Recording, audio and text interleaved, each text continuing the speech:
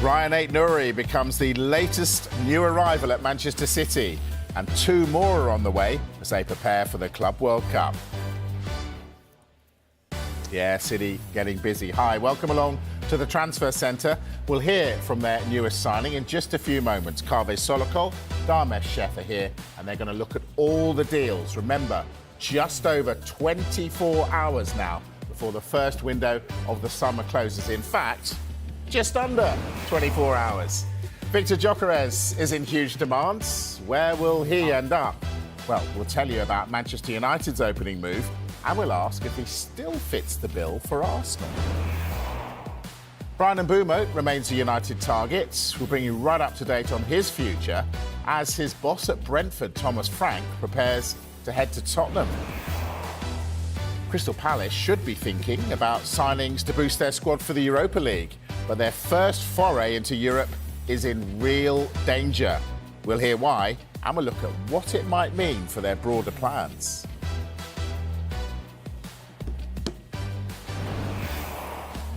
Well, we knew Manchester City would get busy. They have. Let's start with that new deal for a left-back. Kaveh, the details. Yeah, Manchester City have completed a deal for Rayan Ait-Nouri from Wolves. Initial fee worth around £31 million. With add-ons, that could reach £36 million. He has signed a 5-year contract.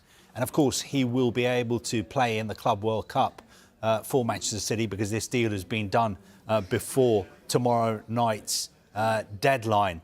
Now, we've known that Pep Guardiola has been looking to sign a new left-back. City were also linked with Milos Gyokeres at Bournemouth. It looks like he may be moving to Liverpool. Ait-Nouri has had a good spell at Wolves. He's been there for 4 seasons. He is very good going forward as well, excellent defensively as well. And I think it's been a long time since Pep Guardiola has actually signed an out-and-out left-back.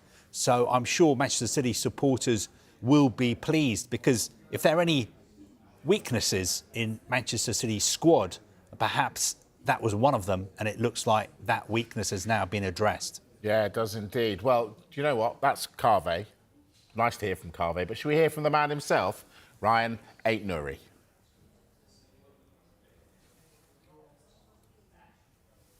I promised, it's coming. To be honest, I'm very, very happy, very proud.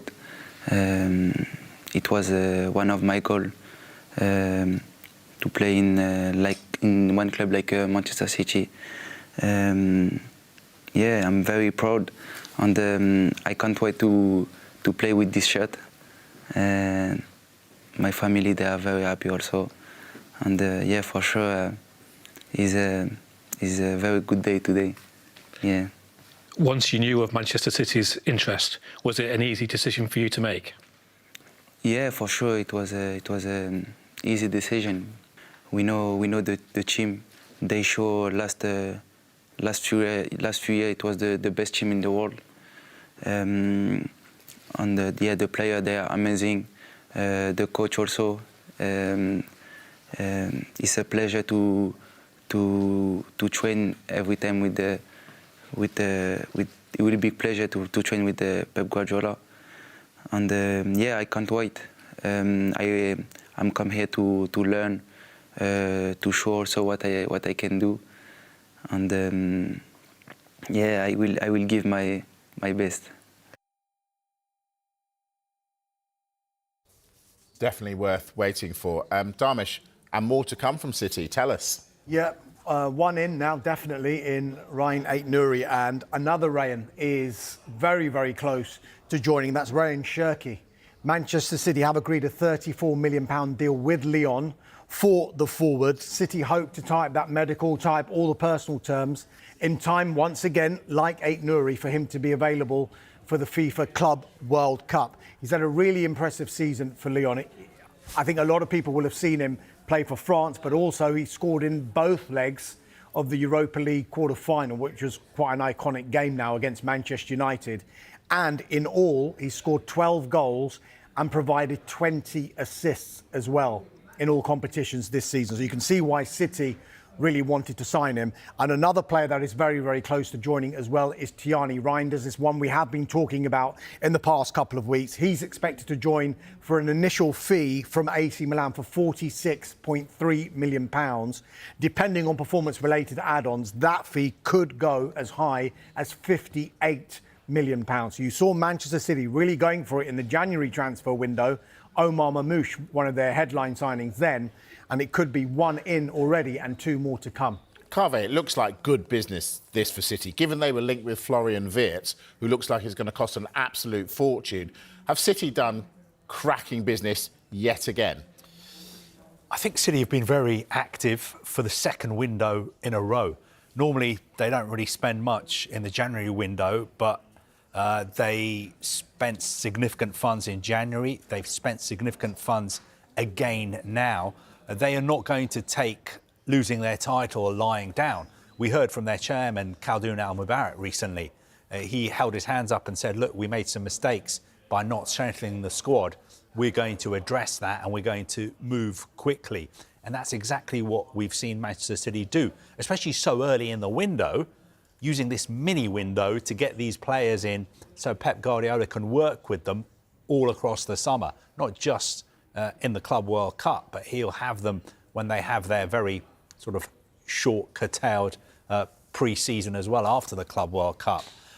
So I think it's really good news for Manchester City. And I think part of the thinking is this, and we've seen Manchester City complain because they get so little time between the end of the Club World Cup and their season starting.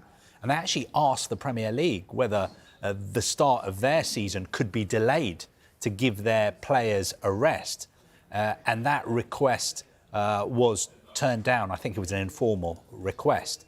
But I think this just shows that Pep Guardiola is really, really aware that this summer he needs to have a strong squad, he needs to get his signings in early, and he needs to make sure that he gives his players a lot of time off as well. So expect to see a lot of rotation in the City squad this summer. Explain why, if Pep wanted more players during the Club World Cup, he could do it. Well, the Club World Cup starts this weekend, and you would think that is that.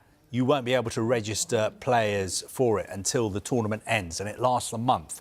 But FIFA have said that we are going to have a mid-tournament registration window. So after the initial group phases, June the 27th to July the 3rd, you can register new players to play in the tournament.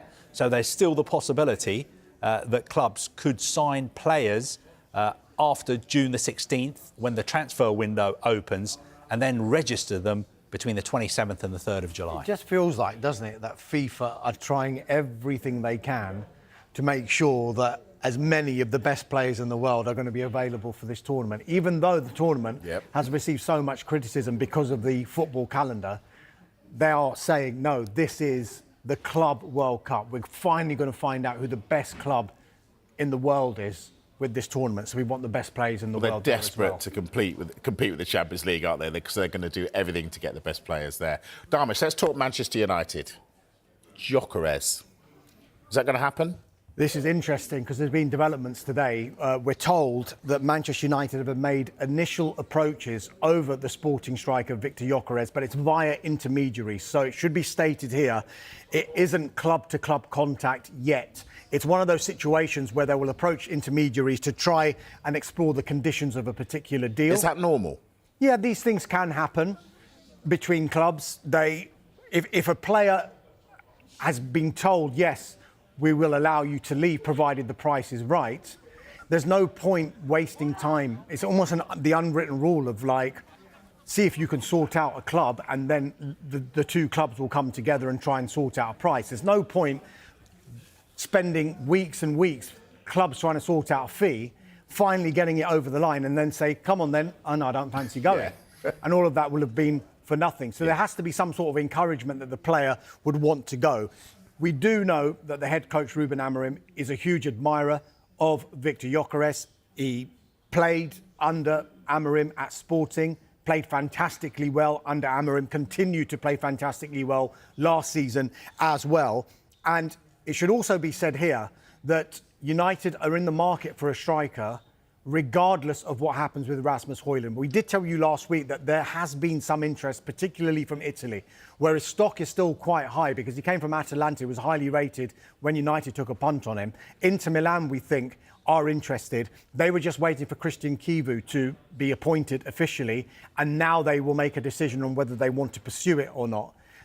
Rasmus Højlund, though, publicly at least, is saying, I've got a contract here for another few years.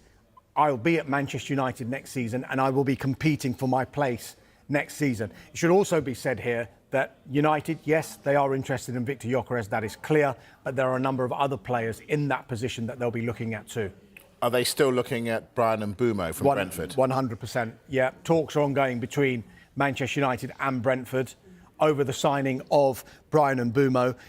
United, we think, will go back in with an improved offer for the forward after their first offer was rejected. That first offer was an initial £45 million plus £10 million in performance-related add-ons. So you're looking at a total package of £55 million. And I think United knew that would get rejected, but it's the start of a negotiation. What we do know is that Brian Mbeumo wants to go to Manchester United. There's all this talk that's come up recently that with Thomas Frank potentially going to Tottenham, would he try and sign Brian Mbeumo? He might try and do that, but as far as we're aware, we think that Mbeumo has chosen United. Dharmesh, we've been told, haven't we, there's doom and gloom financially at Manchester United. People have, sadly lost their roles and stuff. Where's the money coming from for these signings? Well, I mean, look, with regard to the Cunha signing and the Mbeumo signing, it's not Manchester United start a transfer window and they've got £0 to spend. They will have a budget, and I think that regardless of what happens with sales, those two kind of signings will fall within that budget. I think thereafter, then you might see a situation where Manchester United will have to maybe make sales to fund other signings. Now, if you look, interestingly, at the signings that they're trying to make at the moment, Mbeumo and Cunha's in already. You could argue that they would likely play in the number 10, one of the number 10 roles behind the striker. Now, if you look at the players that United have in their squad who could potentially play in that role, you're looking at the likes of Rashford, Sancho, Antony, Garnacho. They look like that they would be up for sale effectively for United. So I think United would prefer permanent sales of those players. If you look at their market value at the moment, they would probably get around upwards of 100 to 125 million pounds combined for those four players. But you can't rule out loan moves again for these players either, because some of them, particularly Rashford and Sancho, will be on high wages. And so would a club want to take on those high wages, or will they need the help of a club like United to be able to maybe just subsidise some of those wages as well? Another complicated summer for United then. Carvey, let's talk Chelsea. Busy again. Tell us about today. Yeah, they've agreed a deal to sign Mamadou Sarr from Strasbourg, and I don't think it was a very difficult deal to agree because Strasbourg have the same owners as Chelsea. Now, Sarr is a 19-year-old centre-back, a very commanding player, can also play as a defensive midfielder. And I think this move makes sense because he can go straight into the Club World Cup squad with Chelsea. Enzo Maresca can have a very close look at him. And we know that Chelsea are in the market for possibly signing a more established senior centre-back this summer. They tried to sign Dean Howson before he decided to move to Real Madrid. So I think this is a big opportunity for Mamadou Sarr. And I think he's the first signing that Chelsea have made from Strasbourg since Strasbourg was bought by Blueco. Three of us tomorrow will be sitting here. The window would have finished 14 minutes ago this time tomorrow. Will we be saying that Chelsea have got a new goalkeeper and they've got Jamie Gittins over the line as well? I think there's a possibility that they may have a new goalkeeper. I think if it was left up to Mike Maignan himself, he would want a deal to be done. There are reports now in Italy saying that he is really, really pushing hard to try and force AC Milan to sell him to Chelsea. What we've been reporting is that Chelsea value him at 15 million euros. They know that he wants to move to Chelsea. He's going to be 30 next month. They don't want to pay more than that, even though he's the France #1 goalkeeper. So that is the situation. There are talks going on today about trying to complete a deal with AC Milan. But I think if Chelsea miss out on him, I don't think they see it as the end of the world. They've got lots of goalkeepers who they have faith in. Got a lot of goalkeepers. Will they offload some? Well, there is Would one. he be #1, Magnon, if he came in? I think so, because he's the France #1. So if you're the France #1, you'd really expect to be the #1 at Chelsea, which then would be question marks over the future of players like Robert Sanchez. But we know West Ham have asked about him during a conversation about Mohamed Kudus going from West Ham potentially to Chelsea. There is one line, though, about a goalkeeper leaving Chelsea today, potentially, Marcus Bettinelli, who could be replacing Scott Carson. I didn't realise he was still there. Yeah, no, he's still at Chelsea. He's still at Chelsea. But Scott Carson, I think, is leaving Manchester City now, which means that they are looking for a third-choice goalkeeper. So I think Marcus Bettinelli may be going to City. OK, all right, let's take a break. I think that was first reported by Mike McGrath earlier today. Thank you. All right, when we come back, we're going to talk Arsenal. So much going on. We're going to say it again, because we've said it every window since I can remember. Are they going to get a striker? Well, they might be in for some firepower in the shape of Real Madrid's Rodrigo. We have all the details next on The Transfer Show.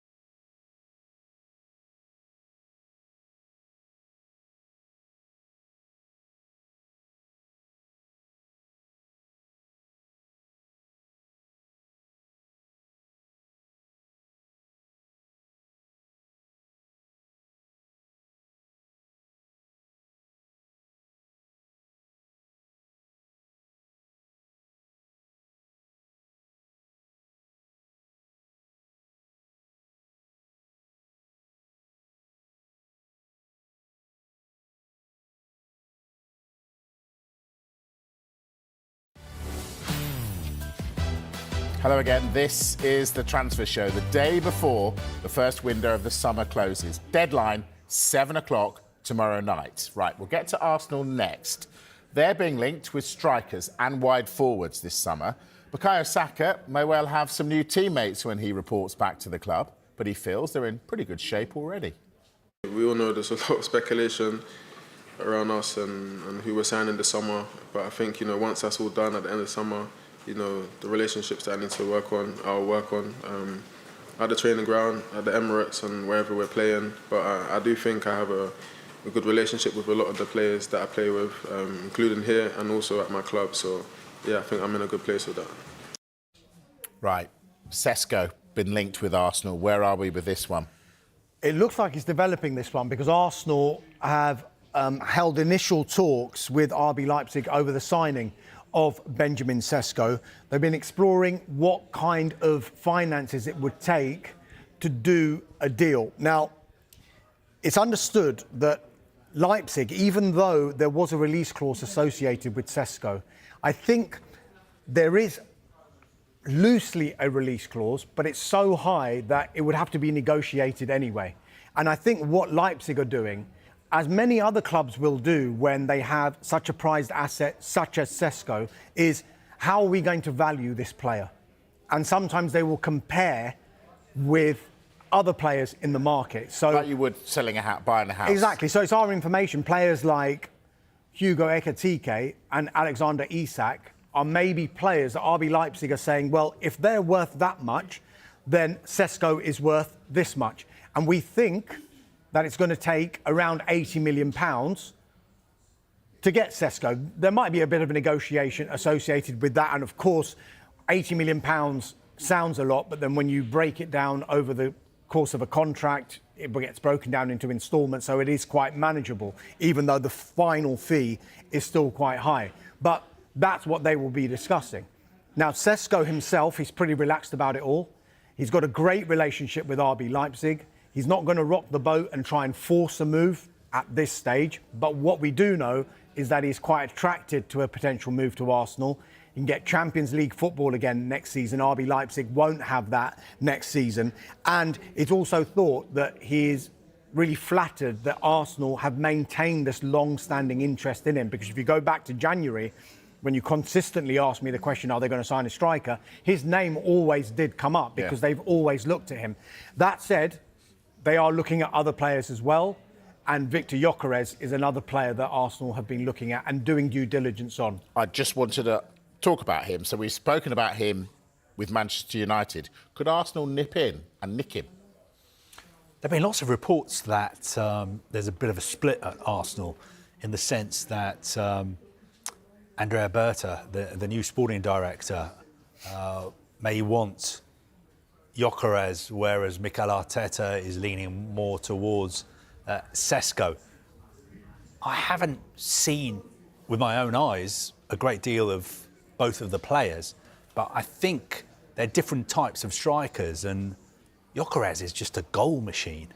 I mean, his record at Sporting is incredible, and in every big game, he scores goals. Right.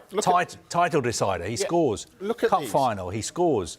Look at these stats, right? Now, we've been asking, window after window, are Arsenal going to sign a striker? And they've consistently said, we are waiting. We're not going to just buy anybody. We're going to wait for the right person. Look at those stats. Is Benjamin Sesko the right person for Arsenal? Explain. I mean, look, if you've got to compare the leagues they're playing in as well. Gyokeres, no doubt about it. I mean, that is a phenomenal record. 66 games and 68 goals with 17 assists compared to 64 games, 27 goals and 7 assists for Sesko. However, you've got to look at the age profile as well. And it won't just be black and white stats that Arsenal and other clubs will look at when they're trying to sign a player. So they might have a look at Sesko and think, you know what, we've seen enough for there to be such a high ceiling for this player. Gyokeres, of course, it's clear that he is, as Carve said, is a goal machine, and you might be buying the ready-made finished article if you were to sign him. Don't Arsenal need that, though? But you could also argue he has never played in the Premier League. He's played in the Championship for Coventry, where he was brilliant, and then he's played in the Portuguese league. So Šeško has gone to the Bundesliga, widely renowned as one of European football's top 5 leagues. So they might take that into account as well. But Arsenal might see his ceiling as being a lot higher than maybe Gyokeres, simply because, one, of how he's playing, but also because of his age profile as well. Yeah, I get that. Is there the possibility, though, Carve, that Arsenal might go for the younger man whose stats are clearly a lot worse than Gyokeres's and end up like Man United did by buying a striker on potential and not being the finished article? I mean, first of all, I'm not a great fan of stats. I think Our stats man's gutted now. Glad we put that worked one hard up. on that. Glad we put that one up for you to compare. I think one stat that's really important is age.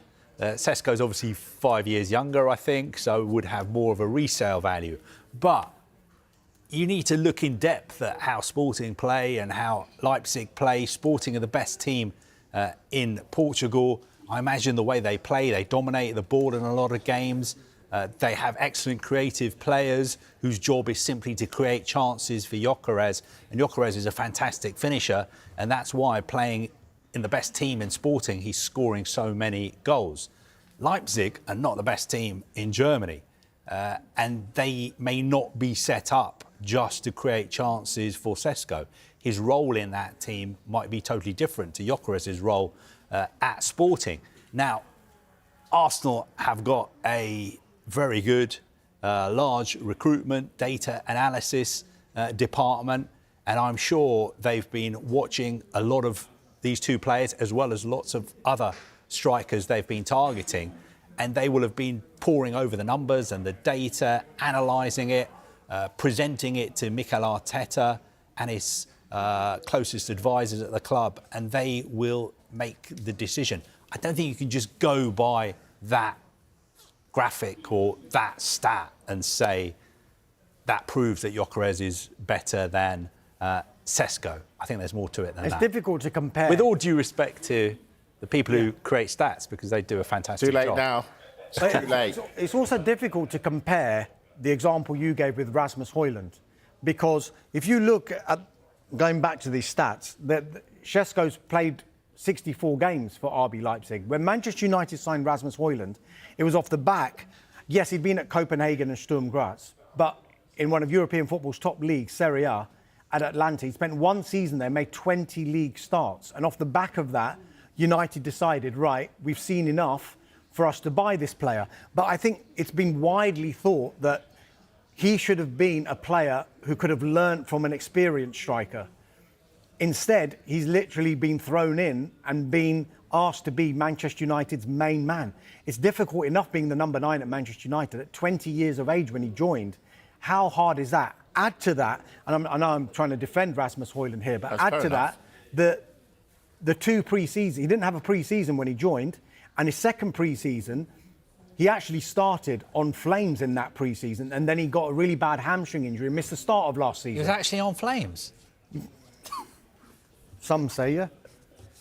Fair enough. Yeah. All right. So it's difficult to compare. Yeah, no, I get it. The fact that Rasmus and Benjamin Šeško, because I think Šeško probably at this stage of his career is further in his development than Rasmus Højlund was when he joined Manchester United. And you were saying, like, if Rasmus Højlund was playing for Sporting last season, he probably would have scored 25, 30 goals. You might well have I done. don't know. You know the stats. But so. do we believe Arsenal, though, when they say we've been holding out for our main target, we know who we want, and that is Benjamin Šeško? Did they really hold out for Benjamin Šeško looking at those stats? We said, didn't we, in January, that they were trying to do a deal for Šeško, but at that time, it was difficult because Leipzig was still going quite well involved in a number of competitions, and they were trying to get into the Champions League for next season. They probably thought we've got more of a chance if Benjamin Šeško's at the club. And the amount of money that Arsenal would have had to have spent in January compared to trying to do a deal in the summer, we've explained this all the time when we speak in a January transfer window, why clubs sometimes are quite reticent to do a deal, because the price automatically goes up in a January transfer window, it feels. But when you take a step back in the summer, it's actually quite easier to do a deal than it is in the middle of a season. Tell us about Rodrigo. Could Arsenal get that deal done? They're interested in him. Could he be the odd man out at Real Madrid? It certainly feels that way. But as it stands, I mean, this could change. And Carve will be there for the FIFA Club World Cup out there in the States. But as it stands, he's going to be part of the Real Madrid squad that goes and plays in that FIFA Club World Cup. Again, and I know I've said it before with the likes of Šeško, Rodrigo's one of a number of players that Arsenal are looking at in those attacking positions. They like Nico Williams from Athletic Bilbao, who doesn't. Morgan Rogers has even been internally discussed from Aston Villa as well. Leroy Sané, I know Carve said, has been offered to Arsenal and to Tottenham as well from Bayern Munich. So definitely there is an interest. Definitely they do want to strengthen in that position. And I know he plays predominantly on the right-hand side, and people will say, why would he come to Arsenal? Look who's on the right-hand side for Arsenal. You are not going to knock Bukayo Saka out of the team. However, I think Arsenal are quite attracted to the fact that Rodrigo can play along the front line. So he can play on the left, he can play on the right, and he can play in the middle as well. Yeah, he's some player. All right, we're going to take a break. When we come back, we're going to talk Sunderland. Joe Bellingham helped them get to the Premier League, but is he waving goodbye to Sunderland? Might be. Where's he going? We've got all the details of every Premier League club next, and that includes Crystal Palace, who have some real concerns over their European adventure. We've got all the details next, right here on The Transfer Show.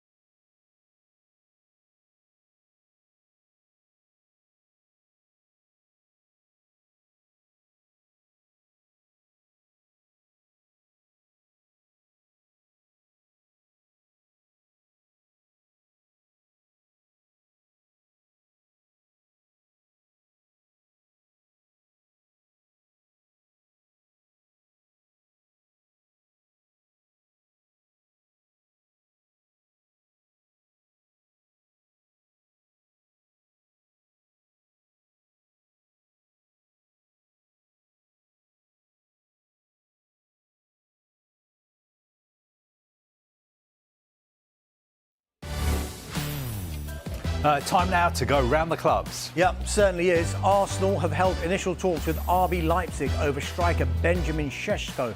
He's one of a number of strikers they're looking at. Aston Villa's Morgan Rogers has also been linked with Arsenal as they consider left-sided options. Bournemouth's Milos Gyokeres remains of interest to Liverpool. They've already sold Dean Howson to Real Madrid for £50 million. Manchester United still in talks to sign Brian Burmo, and it looks like Thomas Frank is leaving after 6 years to join Spurs. Brighton have made a £34 million bid for Olympiacos teenage forward Charalampos Koustalos. Burnley will be busy in the main window, and Josh Brownhill has been offered a new contract. The signings keep coming for Chelsea ahead of the Club World Cup. Defender Mamadou Sarr has arrived from Strasbourg on an 8-year contract. Crystal Palace are focused on keeping their place in the Europa League. That will have a big effect on ins and outs this summer. Defender Michael Keane is set to leave Everton on a free after his contract expired. It's a summer of change as club moves to new homes at Bramley Moors Dock. Marco Silva's future has been unclear lately, with links to Spurs and also jobs in Saudi Arabia, but there have been no approaches yet. Reports over the weekend suggest Leeds United are in for Nick Pope as they seek a new number one. Daniel Farke has Ilya Meslier and Carl Darlow to choose from at present. Liverpool still in talks to sign Florian Wirtz from Bayer Leverkusen. Now, he wants to move to Anfield, but Liverpool will not pay €150 million. Manchester City have signed Rayan Ait-Nouri from Wolves in a deal that could be worth £36.3 million. Rayan Cherki and Tiani Reinders will follow. A new striker is the focus regardless of Rasmus Højlund's future. An initial approach has been made via intermediaries for Victor Gyokeres. Newcastle have inquired about signing Anthony Elanga from Nottingham Forest. They tried to get him in the last window as well. Harry Toffolo is leaving after 3 years at the City ground. Rangers reported to be interested. Jobe Bellingham has been having a medical with Borussia Dortmund in what could be a club record sale for Sunderland. The fee could rise to £32 million. Tottenham have stepped up their interest in Antoine Semenyo, and Manchester United and Liverpool also said to be interested in the Bournemouth forward. I think Ange has gone. Yes. And we'll fix that. Go now. Mikel Antonio is officially among the released players at West Ham United, but the club will continue to oversee his rehab from serious injury, and a formal decision on his future will be made at a later date. Vitor Pereira will be backed in the market this summer, and of course significant funds have already been raised after the exits of Matheus Cunha and Rayan Ait-Nouri. Hello, Ange. Nice to see you back. Now, we've been talking Rayan Ait-Nouri. Let's hear from the man himself on his £31 million move to Manchester City. I played before with against City. When I played against them, it's very hard because we know the quality for the players. They're incredible, and yeah, for sure. Also, I want to learn with them in the training and in the game, for sure. One of those players is Matheus Nunes. He made a similar journey from Wolves to City. Have you spoken to him, caught up with him at all? Yeah, I spoke with him. We was always together when it was in Wolves. Yeah, I speak with him. He told me a little bit about the City. We didn't speak about the football. We speak about the City, the life in Manchester. And yeah, also I'm very excited to join Matheus again. Yeah. You've also joined us in time to play at the FIFA Club World Cup. How exciting is that for you? Yeah, for sure. I can't wait. I'm very excited to play this competition. It's a new challenge for me also. They will be different. The condition also is different, but yeah, I'm very happy, and hopefully we'll make good things in FIFA World Cup. Yes. Yeah, City will be delighted to have got that one over the line. Remember, 2 more to come before tomorrow's deadline, they hope. Speaking of hope, Crystal Palace are hoping to be in the Europa League after their heroics in the FA Cup final. Explain why there's real possibility they might not go into Europe this season. Well, look, the issue is that they're at danger of being removed from the Europa League because they may have broken UEFA's rules on multi-club ownership. Now, there's a US businessman called John Textor who owns shares in Crystal Palace, but he also owns shares in Lyon. Now, Crystal Palace and Lyon are both due to be playing in the Europa League next season. Now, under UEFA's rules, you cannot have a person of influence at 2 clubs in the same competition. There are ways around this. There is a March the 1st deadline by which clubs can change their ownership structure to comply with UEFA's rules. And we've seen lots of other clubs do that in the past, clubs who are part of multi-club ownership groups. But of course, on March the 1st, Crystal Palace had no idea that they were going to win the FA Cup in such thrilling fashion and qualify for the Europa League. And also, it didn't look like Lyon were going to get into the Europa League either. And also, from Crystal Palace's perspective, they are an independent club. They are not part of a multi-club ownership group. The person who calls the shots at Crystal Palace is Steve Parish. It's not John Textor. Sam Wallace, in his column in the Sunday Telegraph yesterday, made a really good point that John Textor is almost famous in football circles for having the most expensive season ticket in the Premier League because he's bought this stake in Crystal Palace and he basically... No influence. Well, he's got some influence because he's got 25% of the votes. But everybody knows Crystal Palace, Steve Parish, he's the one who runs it. And the other co-owners are happy to let him run it because he does such a good job. So what happened is that last week, Steve Parish and John Textor were told to come to a meeting at UEFA's headquarters in Nyon in Switzerland. And at that meeting, they put forward their case, I believe a compelling case, about why the 2 clubs are totally different. They don't share any resources, any staff at all. I think there's been 1 transfer between them years ago, but they are totally separate entities. And that's what they would have been arguing. Of course, by the letter of the law, UEFA's club financial control body could say, these are the rules are the rules. You have broken the rules, you missed the 1st March deadline to do it. OK, you may have a reason, but you've broken the rules. So you have to be removed from the Europa League. I think we'll get a decision by the end of this month. Are there other interested parties pushing to get Palace lobbed out? Well, look, just in the last hour or so, there's been an exclusive story by Matt Lawton in The Times. And Matt says that Nottingham Forest have written to UEFA to express their concerns about Crystal Palace playing in the Europa League at the same time as Lyon. Now, you may be looking at me and thinking, what's this got to do with Nottingham Forest? Well, of course, Nottingham Forest finished 7th in the Premier League. At the moment, they're in the Europa Conference League. Now, I think if Manchester City had won the FA Cup and not Crystal Palace, Forest would have gone into the Europa and not Palace. But Palace won the FA Cup, so Palace have taken that place. And who knows, I haven't seen the letter. Nottingham Forest are not commenting. UEFA are not commenting.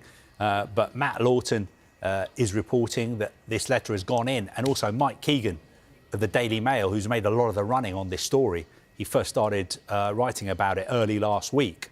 He is also reporting that he believes a letter has gone in from Forest to UEFA. Now, this could get very, very messy because I think whatever happens, whatever the decision is, and we're going to get it by the end of this month from UEFA's club financial control body, which is actually an independent and impartial body separate from UEFA, and it exists to oversee the application of UEFA's rules financial and licensing rules.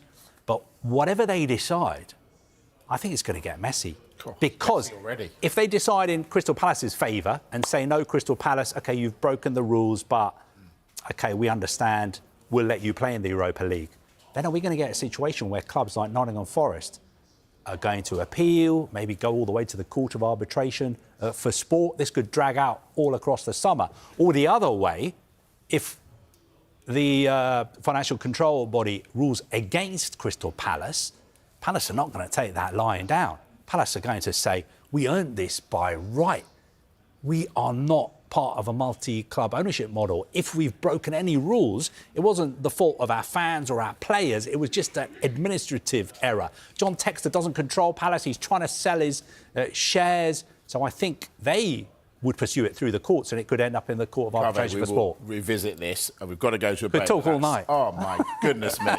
Right, we're going to get free agents flooding the market. That includes Scott Carson. What a trophy-laden spell he's had at Manchester City with barely any game time. We've got more on him and the other free agents next.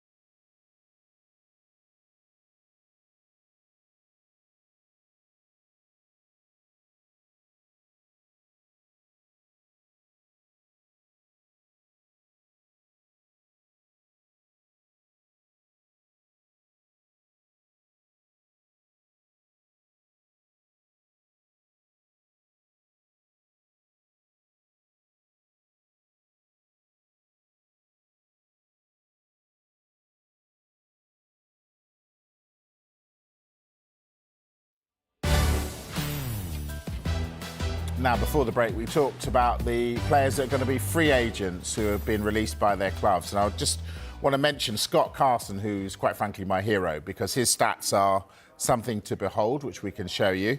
He's Manchester City's number 3 goalkeeper. Look at this, 2 games, 107 minutes, didn't keep a clean sheet and got 11 trophies. Well played, Scott Carson. I love that. But to be fair to Scott, really important in the dressing room. City say that consistently.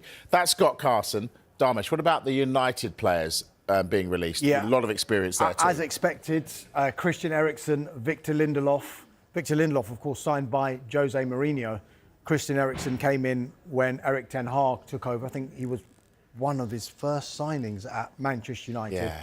And Johnny Evans as well, on his second spell at United, will now leave. And the significance of Johnny Evans leaving Manchester United, this will blow your mind, Mike. It means that for the first time since 1974, I think you guys were just doing your A-levels in 74. GCSEs. For the first time since 1974, there won't be a player in the Manchester United squad that was coached by Sir Alex Ferguson. Since 74? 74. Of course, Sir Alex Ferguson came into the job in November 86, but in 74, Arthur Albiston was in the Manchester United squad and he was actually coached by Sir Alex Ferguson. And throughout those years, there's been at least 1 or 2 players who've been coached by Ferguson. Even in recent years, because Ronaldo came back, David De Gea was there for years and years before he left a few years ago. Johnny Evans came back, so that continued the trend. But now, after 51 years, no longer. He was a very good player, Arthur Albiston. He was. Remember? It was a After left all back. these years, Left you back. surprised me, Saw him, Dharmesh. didn't you? Left back. Very good. Quick line on Mikel perm. Antonio. Yeah, this is interesting, actually, because West Ham United, as are other clubs, are announcing their retained lists. And they've already announced some of the players that are leaving the club, like Danny Ings and Lucas Fabianski, to name 2. There was a special case with Mikel Antonio. We know he had that serious car crash. He's since been rehabilitating at West Ham United training ground. But procedure means that because his contract is up at the end of June, he has to be listed as a free transfer. Now, what West Ham United have said in their statement is that he will continue his rehabilitation because he's part of the West Ham United family, and an announcement and a decision on his future will be made at the right and considerate time. So won't be till a little while yet. Classy from West Ham, Carve. Yes, very. I know that they realise that this is a very, very sensitive situation, and they are going to make sure that Mikel Antonio returns to playing at the highest level possible, and they'll do whatever they can to make sure, whether that's at West Ham or another club. Gentlemen, thank you very much. Carve and Dharmesh and myself will be here tomorrow, wrapping up all the transfers that have happened. The deadline is, of course, 7 o'clock tomorrow. We're on air with the Transfer Centre from 7 in the morning. We take you all the way through the day, and we're expecting it to be pretty busy. Our show starts at 5. We'll be here, and we'll take you through to the end of the window at 7 p.m. And as I say, we feel this one is going to be an absolute cracker. All right, that's us for today, and we're back tomorrow. Coming up next here on Sky Sports News, the very latest on Thomas Frank. Is he going to be the next manager of Tottenham Hotspur? More next.